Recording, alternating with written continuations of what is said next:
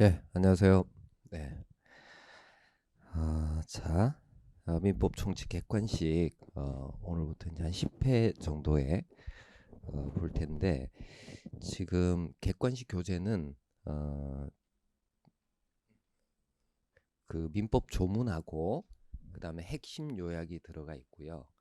그다음에 이제 객관식 문제가 들어가 있습니다. 자, 근데 이제 우리 세무사 시험에서는 기출된 지문이 계속해서 반복되는 경향이 매우 높아요. 그래서 기출 지문만 잘 숙지를 하고 시험장에 들어가시면 원하는 성적을 모두 다 받을 수 있습니다.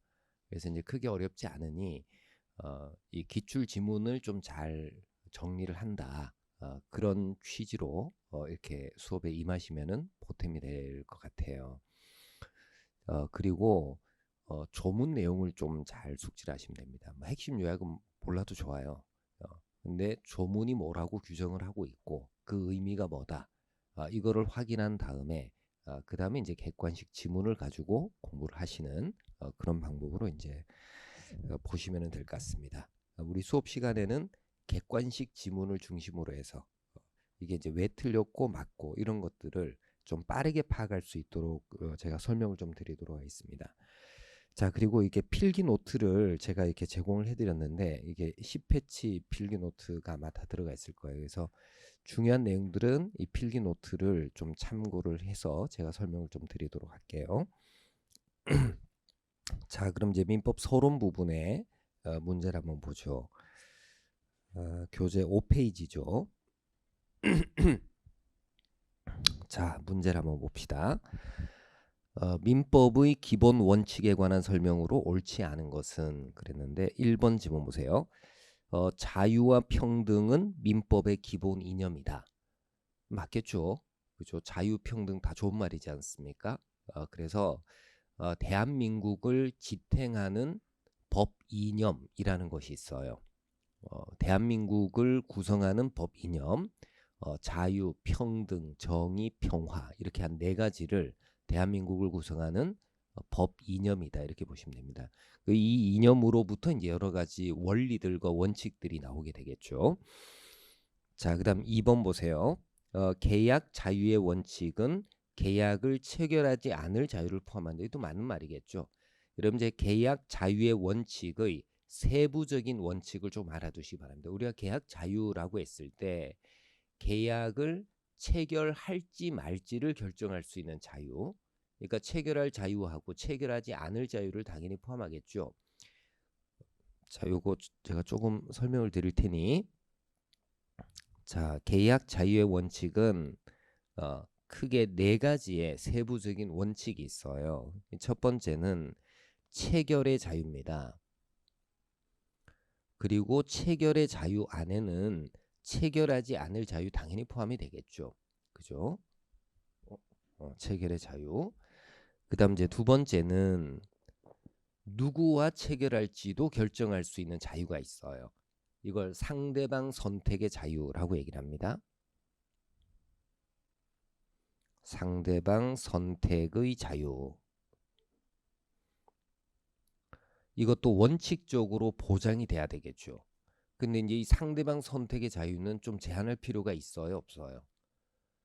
제한할 필요가 있지 않겠습니까? 예를 들어 의사가 의료계약을 체결할 때 상대방 선택의 자유를 주장을 해서 없는 놈은 혹은 치료하기 곤란한 놈은 거절하고 쉬운 놈들만 진료계약을 체결하겠다라고 하면 곤란하겠죠. 그죠? 그게 이제 법률 규정에 의해서 제한이 되기는 합니다. 근데 원칙적으로는 상대방 선택의 자유가 있죠.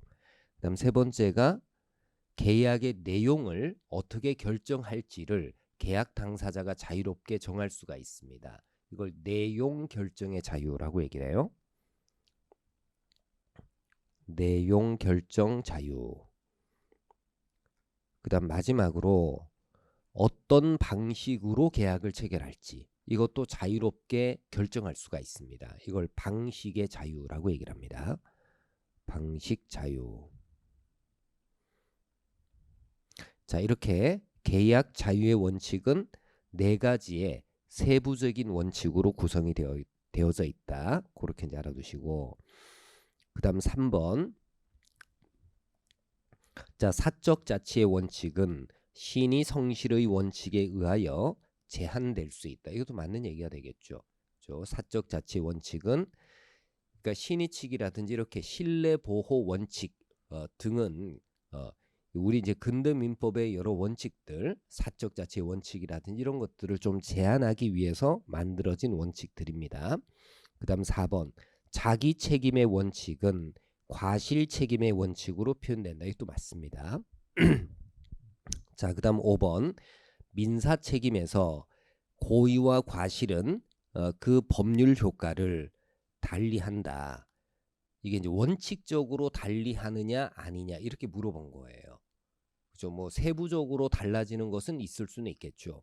근데 민사 책임에서 고의나 과실은 모두 다 귀책 사유를 구성하는 것이고 그에 따라서 나타나는 법적 효과는 원칙적으로 동일합니다. 반면에 이제 형사 책임에서는 고의나 과실이 원칙적으로 그 법적 효과를 달리하게 됩니다. 그래서 민사 책임은 원칙적으로 고의와 과실의 법률 효과가 동일하다. 그렇게 이제 알아두셔야 되겠죠.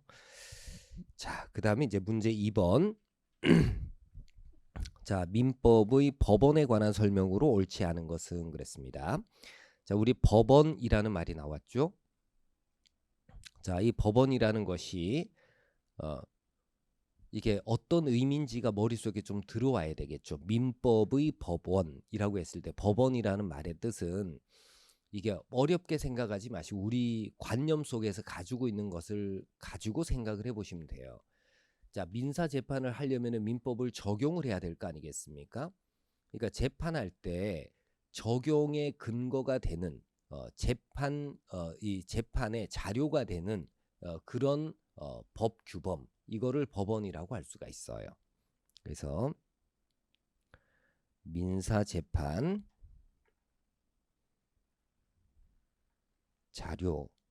자료로서의 법 규범, 이거를 이제 법원이다 이렇게 이제 보시면 돼요. 자, 민법의 법원에 관한 설명으로 옳지 않은 것은 그랬는데, 자, 1번 지문 봅시다. 우리 이제 현행 민법 1조가 규정하는 민법의 법원이 뭐가 있어요? 무엇을 가지고 민사 재판을 한다라고 법이 정하고 있냐면 첫 번째, 법률을 가지고 재판을 합니다. 그다음 법률의 규정이 없을 수도 있겠죠. 그럴 때는 관습법에 의해서 재판을 해요. 관습법도 없을 수 있겠죠. 그럴 때는 조리에 의해서 재판을 한다.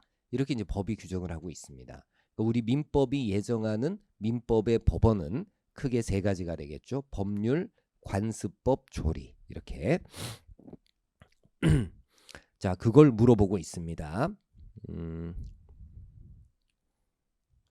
전문 노트를 좀 띄워놓고 봅시다.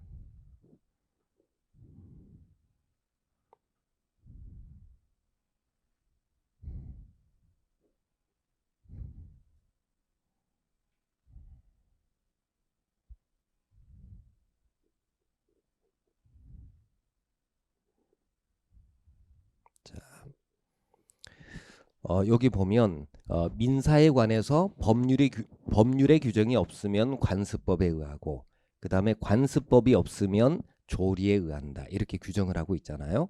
그러면 이제 요 세 가지, 법률, 그 다음에 관습법, 조리, 요 세 가지가 뭐예요? 민법의 법원입니다. 이거 우리 민법 1조가 규정하고 있는 민법의 법원. 그러니까 재판의 자료가 되는 법 규범, 이렇게 이제 세 가지를 우리 민법은 예정을 하고 있어요. 자, 그것에 관한 설명인데 1번 지문 봅시다. 사회의 거듭된 관행으로 생성된 사회생활 규범이 관습법으로 승인되었더라도 나중에 사회 구성원들이 그 관행의 법적 구속력에 대하여 확신을 갖지 않게 되었다면 관습법의 효력이 부정될 수 있다. 자, 여러분 1번 지문이 묻고자 하는 바가 뭐겠어요? 관습법의 법적 구속력이 유지가 되려면 사람들이 법으로 인식하고자 하는 인식, 법으로 받아들이고자 하는 인식, 이걸 법적 확신이라고 얘기를 해요. 이 법적 확신이 계속적으로 유지가 되어야 되느냐 이렇게 물어보는 겁니다. 우리 지문에 보면은 사회 구성원들이 그 관행의 법적 구속력에 대하여 확신을 갖지 않게 되었다면 이렇게 돼 있잖아요. 그죠?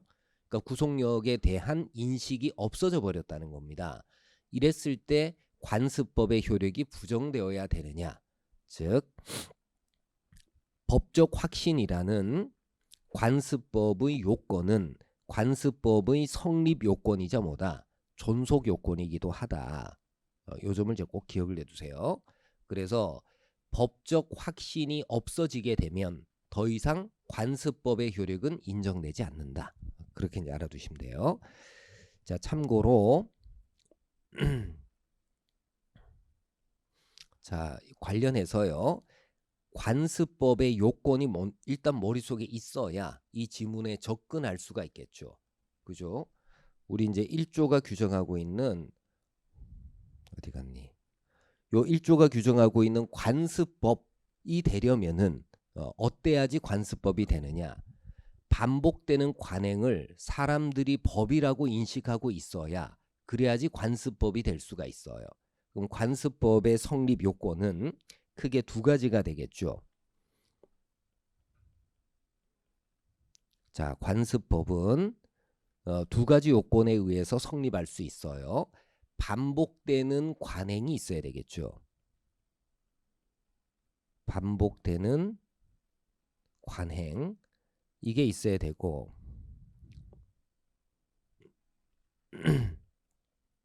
자, 그 다음에 이 관행을 무엇으로 받아들이려는 인식, 법으로 받아들이려는 인식, 이걸 법적 인식 혹은 법적 확신이라고 얘기를 합니다. 요 두 가지 요건이 구비가 되었을 때 관습법이 되는 것인데 이 관습법의 요건은 관습법이 성립할 때만 필요한 요건이 아니라 관습법으로서의 효력이 유지되기 위해서도 필요한 요건이다. 그렇게 이제 알아두시고 자, 그 다음 2번 지문 관습법의 존재에 관하여는 원칙적으로 당사자의 주장을 기다리지 않고 법원이 직권으로 확정하여야 한다. 맞습니다. 관습법은 법이죠. 그죠? 그렇기 때문에 법을 어떻게 해석하고 어떻게 적용하고 하는 것들은 다 누가 할 일이에요. 법원이 할 일입니다. 그래서 관습법의 존재에 관해서는 법원이 직권으로 확정합니다. 자, 그 다음 3번 지문 사회생활 규범이 비록 그것이 사회의 거듭된 관행으로 생성되었다 할지라도 헌법에 반하는 경우에는 관습법으로서의 효력을 인정할 수 없다.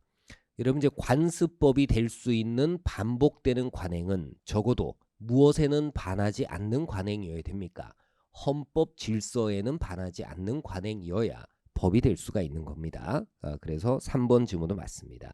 그다음 4번 민사에 관한 대통령의 긴급 명령은 민법의 법원이 될 수 없다.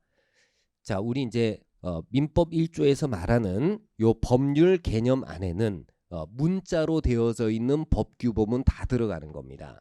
근데 대통령의 긴급 명령도 무엇으로 되어 있겠어요? 문자로 되어 있겠죠. 그래서 민법 1조가 말하는 법률 개념 안에 포함이 되는 겁니다. 자, 그다음 5번. 자, 사실인 관습은 법률행위 해석 기준이 되지만 법원으로서는 인정되지 않는다. 자, 여러분 이 사실인 관습은 여기에는 관습법하고는 다르게 뭐가 없어요. 법적 확신이 없는 겁니다. 반복되는 관행이기는 하지만 사람들이 이것을 법으로 받아들이려는 인식을 가지고 있지 않은 그런 반복되는 관행을 법적 확신이라고 얘기를 해요. 사실인 관습이라고 얘기를 합니다. 법적 확신 없는 관행. 자, 법적 확신이 없는 관행은 적어도 무엇은 아니에요. 관습법은 아닙니다. 그렇지만 우리가 거래 계약을 체결할 때에는 관행에 따라서 거래 계약 체결하지 않습니까? 그래서 법률행위, 계약을 해석할 때의 기준이 될 수가 있습니다. 자, 관습법과 사실인 관습의 차이에 관해서 필기 노트를 한번 보실까요?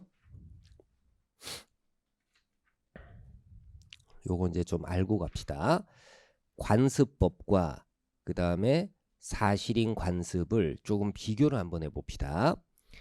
자, 여러분 이제 반복되는 관행이 이 반복되는 관행이 있어요. 그리고 사람들이 이 관행을 법으로 받아들이는 인식이 있을 때 이걸 우리는 뭐라고 불러요? 관습법이라고 부릅니다. 반면에 반복되는 관행은 있지만 사람들이 법이라고 받아들이려는 인식이 아직은 구비되지 않았다.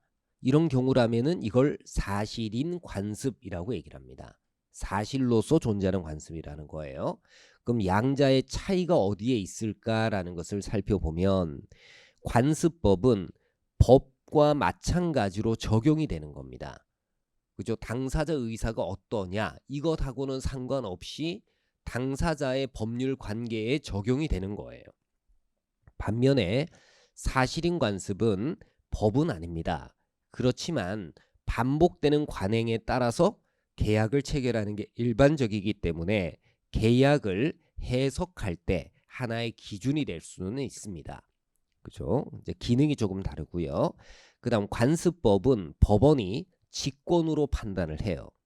반면에 사실인 관습은 계약 해석을 할 때 필요한 자료이고 계약은 이러이러한 것으로 그 의미가 부여되어져 있어요 라는 것은 누가 소송에서 주장하고 증명해야 돼요.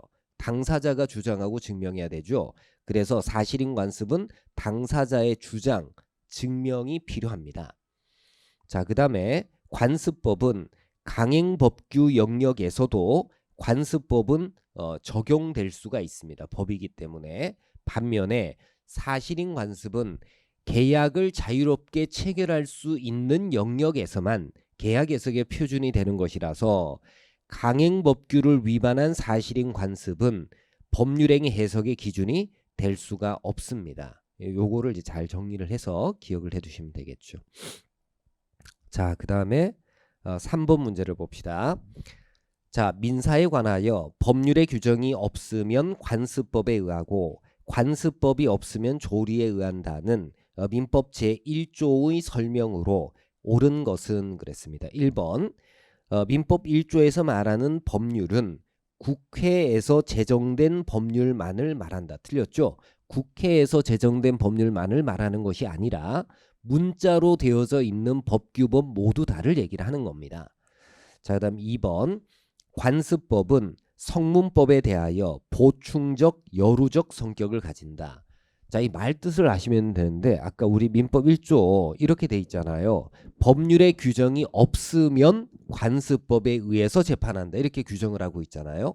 그러니 법률의 규정이 있으면 관습법은 적용되지 않는다는 겁니다. 관습법에는 어떤 속성만 있다. 보충하는 속성만 있습니다. 이 보충적 효력이라고 얘기를 하죠. 그래서 2번 지문이 옳게 설명이 됐습니다. 자, 그 다음 3번 조리는 법원의 재판 활동으로 형성된 판례법을 말한다. 그러니까 민법 1조에서 말하는 조리가 무슨 뜻이냐라는 건데 조리는 일반적인 상식을 얘기를 합니다. 건전한 상식. 영어로는 common sense라고 얘기를 하죠. 그걸 얘기를 해요. 그러니까 판례법이 어느 때나 조리가 되는 것은 아니에요. 판례라는 것은 동일한 사건에 반복적으로 적용이 된 법 이론을 판례라고 얘기를 합니다. 그죠? 유사한 상황에서 그러니까 여러 차례 반복적으로 적용이 된 이 법 원리를 판례라고 얘기를 하는데 조리는 판례를 의미하는 것은 아닙니다. 자, 그 3번의 해설을 보세요. 자, 조리란 인간이 건전한 상식으로 판단할 수 있는 사물의 이치, 사물의 본질적인 법칙, 이걸 조리라고 얘기를 합니다. 그래서 우리는 이거 상식이라는 말에다가 포인트를 두고 있으면 돼요. 자, 판례법이 조리의 한 내용이 될 수가 있지만 조리가 모두 판례법이다. 이렇게 얘기를 할 수는 없는 것이죠. 자, 그 다음 4번 법관은 법의 흠결을 이유로 재판을 거부할 수 있다. 이게 틀렸죠? 자, 법관이 재판을 거부할 수는 없어요. 그리고 법의 흠결은 언제든지 있을 수가 있는 일입니다. 그럴 때를 대비해서 무엇에 따라 재판을 해라는 거예요. 조리에 따라서 재판을 하라는 거죠. 그 다음 5번 적용하여야 할 시점에 전체 법질서와 부합하지 않게 된 관습법. 자, 관행이 헌법 질서에 위반하게 되었습니다. 그러면 관습법의 요건을 구비하지 못하게 된 거 아니겠습니까? 자, 관습법의 요건은 관습법으로 성립하는 데 필요한 요건에 그치는 게 아니라 관습법으로서의 효력을 지속시키기 위해서도 필요한 요건이에요. 그래서 적용해야 할 시점에 전체 법질서와 부합하지 않게 된 관습법이라면 법적 규범으로서의 효력을 잃는다고 봐야 되겠죠. 잃지 않는다라고 했으니까 틀린 겁니다.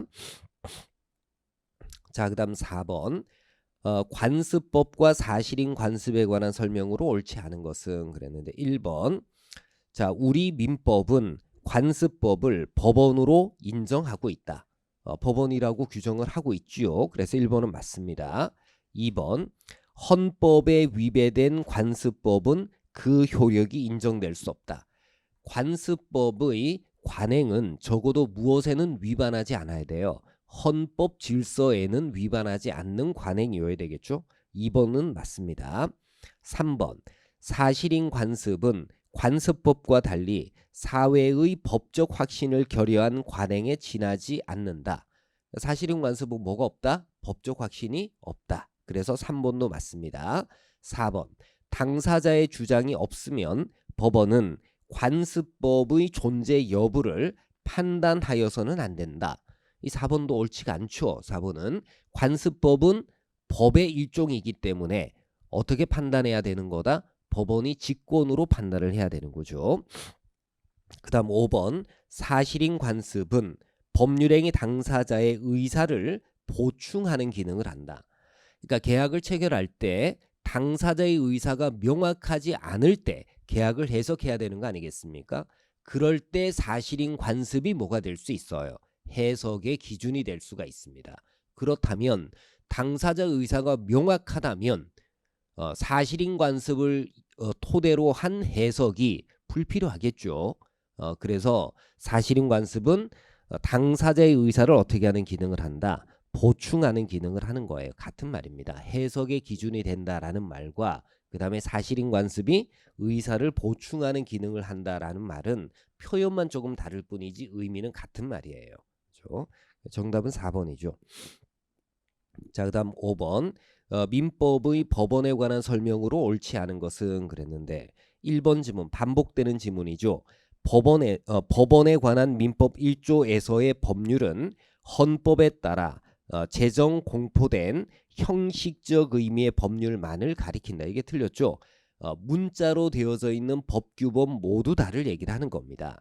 그래서 대통령령도 법률 개념 안에 포함이 될 수 있고 대법원 규칙도 법률 개념 안에 포함이 될 수가 있습니다. 1번이 이제 바로 틀렸고요. 그 다음 2번 대통령의 긴급 명령도 민사에 관한 것이면 민법의 법원이 될 수 있다. 맞는 얘기고요. 그 다음 3번 사회의 거듭된 관행으로 생성된 사회생활 규범이 법적 규범으로 승인되기에 이르렀다고 하기 위해서는 헌법을 최상위 규범으로 하는 전체 법질서에 합치하여야 한다. 관습법이 되려면 그 관행이 무엇에 위반하지 않아야 돼요. 헌법 질서에 위반하지 않아야 되니까 3번도 맞습니다. 4번 관습법은 당사자의 주장 증명을 기다림이 없이 그 법원이 직권으로 이를 확정해야 된다. 이것도 맞는 얘기고 그 다음 5번 관습법이 사회 질서의 변화로 인해서 그 적용 시점에서 전체 법질서에 부합하지 않게 되었어요. 그러니까 전체 법질서에 부합하지 않게 되었다. 적용할 때 그러면 관습법의 요건을 상실했다는 얘기잖아요. 그죠? 그래서 관습법으로서의 효력은 부정된다. 이 맞는 얘기죠. 자, 그 다음에 6번 자, 제1조의 법원에 관한 설명으로 옳은 것은 그랬는데 1번 지문 민사에 관하여 법률의 규정이 없으면 관습법에 의하고 관습법이 없으면 판례에 따르는 게 아니라 무엇에 의해서 조리에 의해서 재판해야 되죠. 요렇게 함정을 잘 팝니다. 그래서 잘 기억을 해두세요. 자, 그 다음 2번 민법 1조상의 법률이란 국회가 제정한 법률을 의미하므로, 이 바로 틀렸죠. 국회가 제정한 법률을 얘기를 하는 게 아니라 문자로 되어져 있는 법규범을 의미하므로 라고 해야지 맞습니다. 따라서 대통령이 발한 긴급 재정 경제 명령은 민법 1조에서 말하는 법률에 포함이 됩니다. 그 다음 3번 법원의 내부 규율과 사무 처리에 관하여 정한 대법원 규칙도 민사에 관한 것인 때에는 민법의 법원이 될 수 있다. 이게 맞습니다. 대법원 규칙도 무엇으로 되어 있으니 문자로 되어져 있으니까. 그 다음 4번 대법원은 관습법과 사실인 관습을 구별하지 않는다. 아까 우리가 차이점을 어땠어요? 나눠봤잖아요. 그죠? 첫 번째 기능이 다르지 않습니까? 이거 다 판례가 얘기하는 거예요. 대법원이 관습법은 법령처럼 적용이 되는 거고 사실인 관습은 계약을 해석할 때 하나의 기준이 되는 거야. 그래서 누가 증명해야 되는지도 달라. 이렇게 구분을 하고 있습니까? 안 하고 있어요. 구분을 하고 있는 거죠. 그래서 구별하지 않는다라는 것도 옳지가 않습니다. 그 다음 5번 관습법의 존재 여부는 원칙적으로 그 존재를 주장하는 당사자가 증명해야 된다. 관습법은 법이기 때문에 법원이 직권으로 판단할 일이지 당사자가 증명해야 될 사항은 아니라는 겁니다. 그래서 5번 지문도 옳지가 않습니다. 자, 정답은 3번이고요. 자, 그다음 7번 민법의 법원에 관한 설명으로 옳지 않은 것은 그랬는데 1번 민법의 법원으로서 법률은 형식적 의미의 민법에 한정된다. 이게 바로 틀렸죠. 형식적 의미의 법률은 국회가 국회가 의결하고 대통령이 서명 공포함으로써 효력이 생기는 법률이라는 명칭을 가진 법규범을 얘기하는데 거기에 국한되는 것은 아니죠. 자, 다음 2번 지방의회가 제정한 조례는 민사에 관한 것이라면 민법의 법원이 된다. 조례도 문자로 되어져 있는 법규범이라서 법원에 포함이 될 수가 있습니다. 자, 대법원 규칙 법원이 될 수가 있고요. 그 다음에 4번에 대통령이 발하는 긴급명령, 이것도 뭐가 될 수 있다? 법원이 될 수가 있습니다. 5번에 자, 일반적으로 승인된 국제법규인 국제조약, 이 국제조약도 무엇으로 되어져 있어요? 문자로 되어져 있지 않습니까? 법률 개념 안에 포함이 되기 때문에 민법의 법원이 되는 겁니다. 맞습니다. 자, 그 다음 8번 법원에 관한 설명으로 옳지 않은 것은, 자, 여기 이제 잘 보세요. 법원의 재판에 의해서 관습법의 존재 및 그 구체적 내용이 확인이 되었어요. 그러니까 재판하는 법원이 어떤 관행은 관습법이다 이렇게 인정을 했다는 겁니다. 그러면 그 관행은 언제부터 관습법이 되는 거예요? 1번 질문은 뭐 물어보는 거예요? 관습법의 성립 시기가 언제가 되느냐라는 것을 물어보는 겁니다.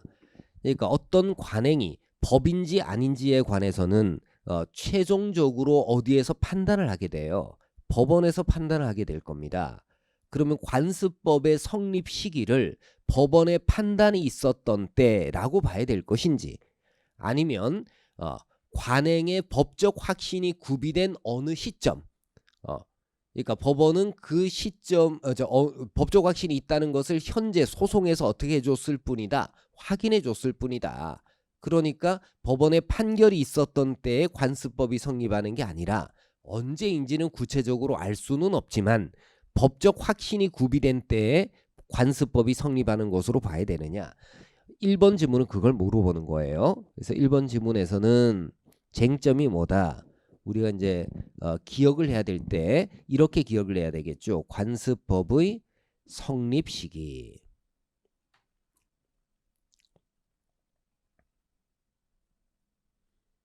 요거 물어본 거예요. 자, 해설을 보세요. 관행이 법 규범으로 받아들여졌는지는 종국적으로 법원의 재판을 통해서 확인이 되지만 법원의 판결에 의해서 비로소 관습법이 성립하는 것은 아니다. 이 점 꼭 기억을 해두세요. 만약에 법원이 판결을 해야지만 그 판결의 기초가 된 관행이 관습법이 되는 거다라고 해버리면 우리 사법부가 뭘 하는 결과가 돼요. 법을 만드는 결과가 되겠죠. 상권분립에 반하지 않습니까? 그래서 관습법의 존부를 인정하는 법원의 재판은 확인적 의미만 가지고 있는 거예요. 관습법을 만들어내는 의미는 없고 확인적 의미만 있을 뿐입니다. 그래서 관습법의 성립 시기는 관행의 법적 확신이 구비된 때, 이때 관습법으로 성립합니다. 자, 그럼 여기서 우리가 같이 기억을 해둬야 될 것. 자, 뭘 기억을 해둬야 되느냐면은 이 1번 지문하고 관련해서 우리가 꼭 기억을 해야 될 것은 관습법을 인정한 법원의 재판.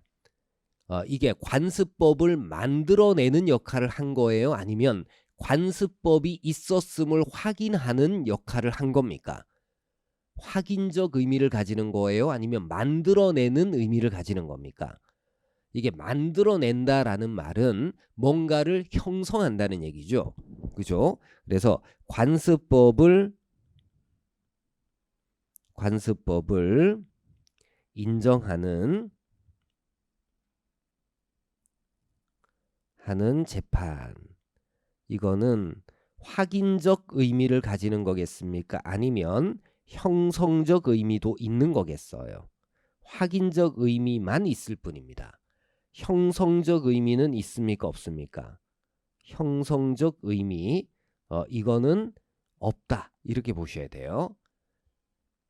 만약에 관습법을 인정하는 법원의 재판이 형성적 의미를 가진다면은 관습법은 언제 성립하는 것으로 봐야 돼요.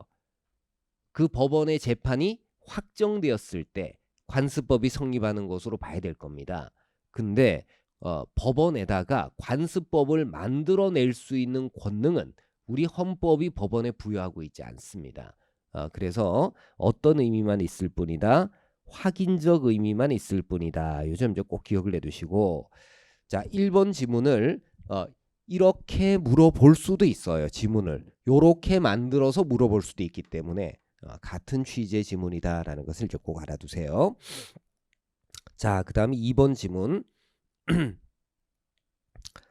관습법은 법령과 같은 효력을 갖는 관습이고, 사실인 관습은 법령으로서의 효력이 없는 단순한 관행으로서 법률행위 당사자 의사를 보증함, 이게 이제 오타입니다. 보충함에 그친다. 보충이라고 해야 됩니다. 보증이 아니라. 자, 그래서 사실인 관습은 당사자의 의사를 보충하는 기능을 한다. 그렇게 알아두시고, 다음 3번. 자, 관습법은 법원이 직권으로 확정하여야 하고, 사실인 관습은 그 존재를 당사자가 주장 증명하여야 한다. 맞는 얘기죠? 그 다음에 4번. 관습이 관습법으로 성립하기 위해서는 전체 법질서에 반하지 않는 것으로 정당성과 합리성이 있어야 된다. 또 맞는 얘기죠. 관행이 헌법 질서에 위반하지 않아야 돼요. 그 다음에 5번 지문. 자, 여성은 종중원이 될 수 없다는 종중에 관한 관습법. 여성의 종중 구성원 자격을 부인하는 종중에 관한 관습법은 헌법 질서에 반하는 겁니까? 반하지 않는 거예요. 헌법 질서에 반하는 거죠. 성별의 차이를 가지고 종중 구성원의 자격을 인정할 수 있냐 없냐라는 것을 결정하는 것이니까, 그러니까 헌법이 정하고 있는 양성평등의 원칙에도 반하고요. 그죠? 양성평등 원칙에 반하는 것이기 때문에 헌법에 위반되어 효력이 없습니다. 그래서 5번 지문 꼭 알아두시기 바래요. 여러분, 이 5번 지문에 있는 이 판례가 종중에 관한 관습법이 언제 그 효력을 부인당했느냐면은 언제쯤 부인당했을 것 같아요? 이게 양성평등에 관한 우리나라 사람들의 인식이 바뀌어져야지 그래야지 그걸 판례가 받아들여서 관습법의 효력을 부인할 거 아니겠습니까? 이게 언제쯤 됐을 것 같아요? 해설에 보면은 판례를 소개를 해놨죠. 언제? 2005년도에. 그러니까 그 전까지는 여성에게는 종중구송원의 자격을 인정을 안 했어요. 근데 이제 지금 이 전합체 판결이 선고가 되고 난 이후부터는 여성도 종중구송원의 자격을 다 인정을 합니다. 그 뭐 이렇게 생각을 하죠. 종중구송 자격 그거 있어봐야 뭐해. 그런 생각 안 들어요? 제사 지내러 갈 것도 아니고, 그죠? 근데 이제 뭐가 문제가 되느냐면은 종중 땅이 수용이 되는 경우가 있잖아요. 그죠? 그럼 수용 보상금이 나오겠죠. 그죠? 근데 종중이라는 것은 공동 선조의 분묘 수호나 봉제사 등을 위한 종족 단체이기 때문에 영리 활동을 할 수 있는 단체가 아니에요. 그러니까 수용 보상금이 나오면 이걸 가지고 있어야 될 아무런 이유가 없는 겁니다. 그럼 어떻게 하겠어요? 구성원들에게 분배를 하게 될 겁니다. 그럼 이제 그 분배를 할 때 누구는 분배금을 받는데 남성인 후손들은 분배금을 받는데 여성인 후손들은 분배금 지급에서 어떻게 해버려요? 배제해버린다는 겁니다. 과연 이게 타당하냐? 이런 문제가 생길 수 있는 거잖아요. 이제 그것 때문에 논란이 생긴 겁니다. 근데 여성도 당연히 뭐가 되는 거다? 종중 구성원이 되는 것이기 때문에 여성에게 분배를 하지 않는 종중총회 결의는 무효다. 이렇게 판단하게 됩니다. 자, 그 다음 9번 문제를 보세요. 법원에 관한 설명으로 옳지 않은 것은 대법원 규칙, 법원이 될 수 있죠. 법률 개념 안에 들어가기 때문에 1번은 맞습니다. 2번 헌법에 의해서 체결 공포된 국제조약. 자, 이것도 무엇으로 되어 있겠어요? 문자로 되어져 있겠죠. 자, 이것 또한 법률 개념 안에 포함이 되기 때문에 민법의 법원이 되는 겁니다. 3번 대통령령. 이것도 문자로 되어져 있죠. 민법의 법원이 되는 겁니다. 자, 4번에 헌법재판소의 결정. 자, 여러분 이제 헌법재판소의 결정은 누구에게도 구속력이 있어요. 법원에게도 구속력이 있습니다. 모든 국가기관을 구속합니다. 따라서 헌법재판소의 결정은 적어도 모든 국가기관을 구속하는 법으로서의 효력이 있다 없다. 법으로서의 효력이 있는 겁니다. 근데 이거 문자로 되어져 있지 않습니까? 그래서 헌법재판소의 결정도 민법 1조에서 말하는 어디에 포함을 시킬 수가 있어요. 법률에 포함을 시킬 수가 있습니다. 그래서 민법의 법원이 되는 겁니다. 자, 다음 5번에 민사에 관한 사실인 관습은 법률행위 해석의 표준으로서 민법의 법원이 된다. 이게 된다가 틀렸죠. 자, 사실인 관습은 해석의 표준이 되는 것은 맞아요. 그렇지만 그게 민법의 법원으로서 법의 일종이다. 이렇게 볼 수는 없습니다. 그래서 5번 지문이 옳지가 않습니다. 자, 그 다음 10번. 자, 관습법에 관한 설명으로 옳지 않은 것은 그랬는데 1번 지문 보세요. 장사 등에 관한 법률이 시행됨에 따라 기존에 성립된 분묘기지권의 관습법적 효력은 유지될 수 없게 되었다. 자, 우선 우리는 두 가지를 알아야 이 지문을 좀 접근할 수가 있습니다. 첫 번째는 장사 등에 관한 법률. 이 무슨 법인지 이거 좀 알아야 될 거 아니겠어요? 그 다음 두 번째는 분묘기지권. 이게 무슨 말이지? 이걸 알아야 접근할 수가 있습니다. 자, 여러분 분묘기지권이라는 것은 뭐겠어요? 우리 추론을 한번 해봅시다. 이게 모르는 단어가 나왔을 때는 그냥 모른다 이렇게 생각하지 말고 시험장에서 만날 수 있잖아요. 그럼 나름대로 추론을 해가지고 어떤 권리일 것이다 라고 생각을 하고 문제를 풀어야 되죠. 자, 분묘기지권은 이렇게 돼 있죠. 분묘, 기지 부분에 관한 권리예요. 그러니까 분묘 설치자가 남의 땅에다가 분묘를 설치하고 타인의 토지를 이용할 수 있는 분묘의 기지 부분을 이용할 수 있는 분묘 설치자의 권리를 뭐라고 얘기를 한다? 분묘기지권이라고 얘기를 합니다. 자, 분묘기지권이라는 것은 분묘의 소유자가 분묘의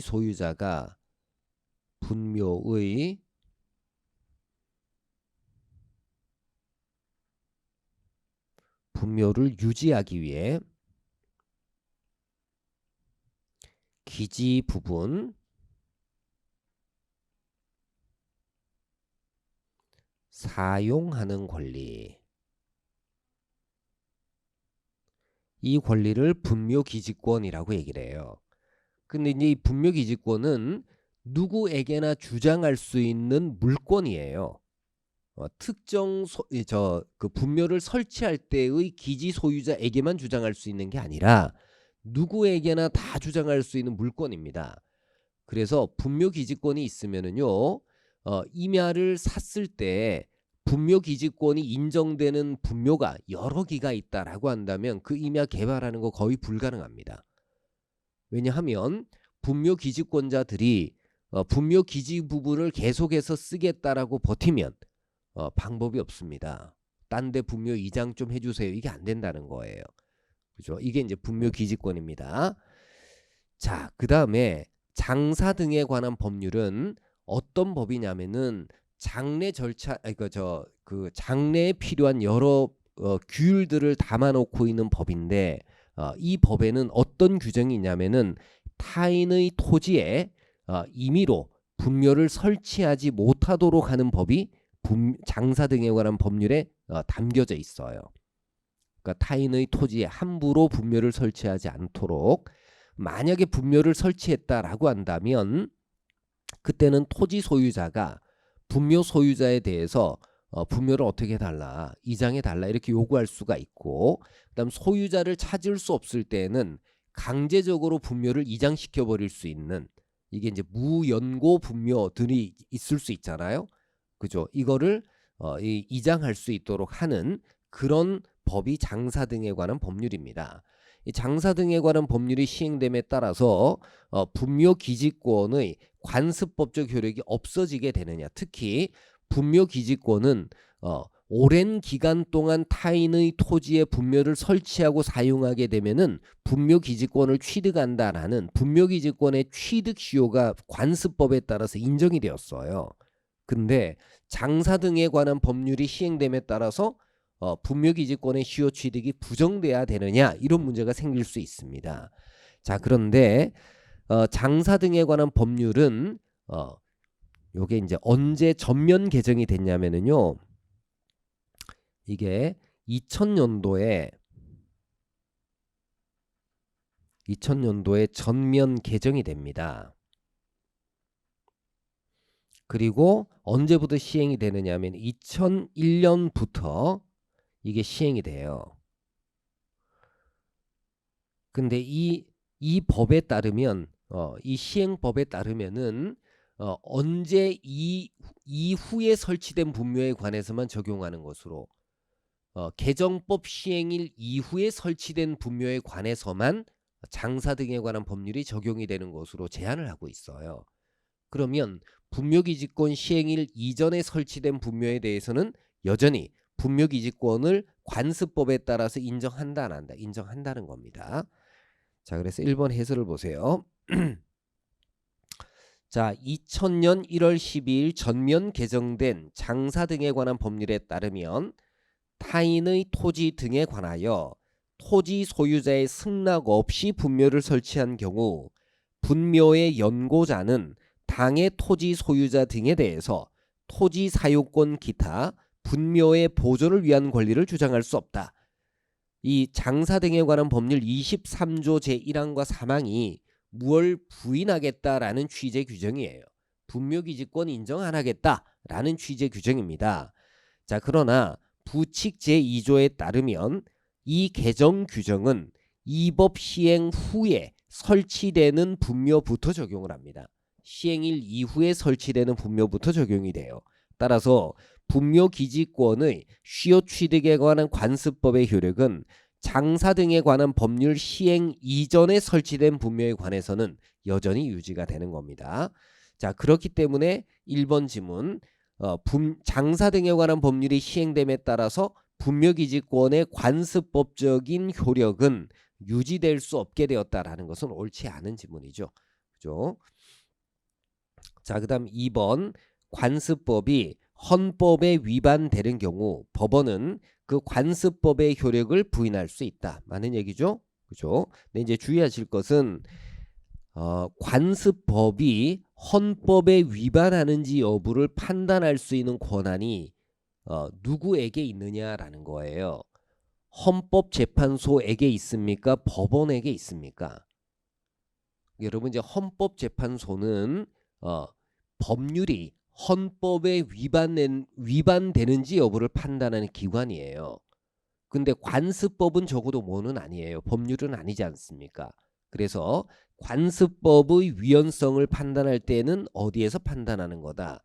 법원에서 판단하는 거예요. 법원에서. 자, 그 다음 3번 관습법은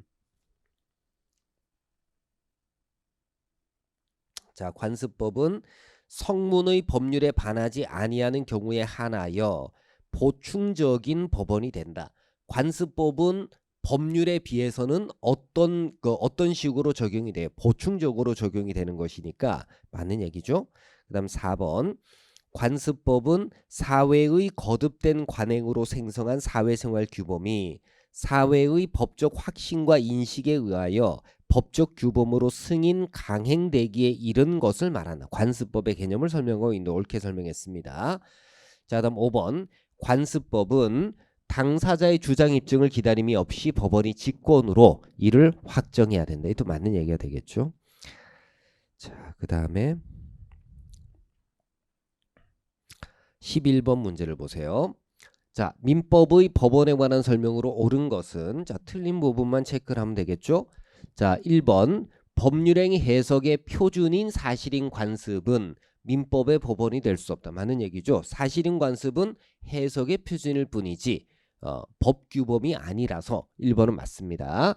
그다음 2번 적법하게 체결 공포된 국제조약이 민사에 관한 것이라 하더라도 민법의 법원이 될 수는 없다. 이건 틀렸죠. 국제조약은 뭐예요? 문서로 되어져 있는 법규범이기 때문에 법률에 포함이 되는 겁니다. 3번 관습법이 적용 시점에서 전체 법질서에 부합하지 않습니다. 그럼 그 효력이 어떻게 돼야 돼요? 부정돼야 되겠죠. 관습법의 요건은 존속 요건이기도 하기 때문에 그렇습니다. 4번 당사자의 주장이 없음에도 불구하고 법원이 직권으로 관습법의 존재를 확정할 수는 없다. 자, 관습법은 법령하고 똑같기 때문에 직권으로 관습법의 존재를 확정하는 것, 이거 가능하다 불가능하다? 가능하겠죠. 그 다음 5번 헌법상 긴급명령, 여기 있죠. 헌법상의 긴급명령은 민법의 법원이 될 수가 없다. 이것도 이 법률 개념 안에 포함이 되기 때문에 민법의 법원이 될 수가 있습니다.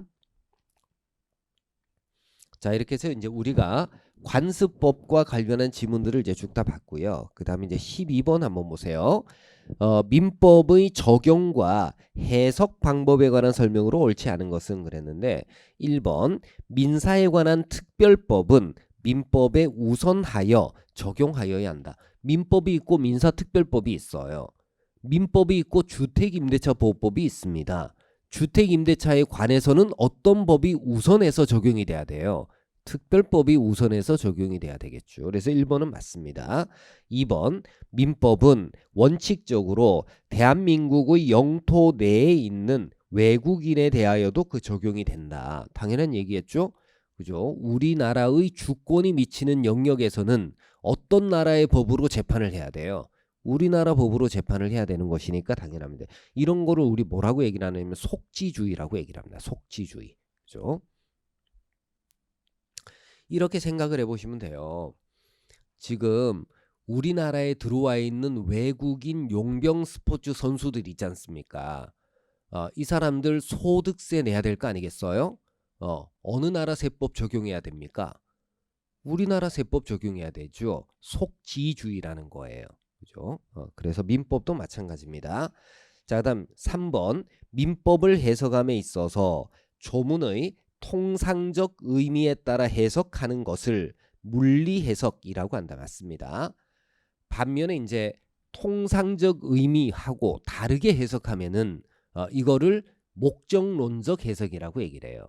그러니까 목적론적 해석은 물리 해석의 반대말입니다. 물리 해석의 반대말이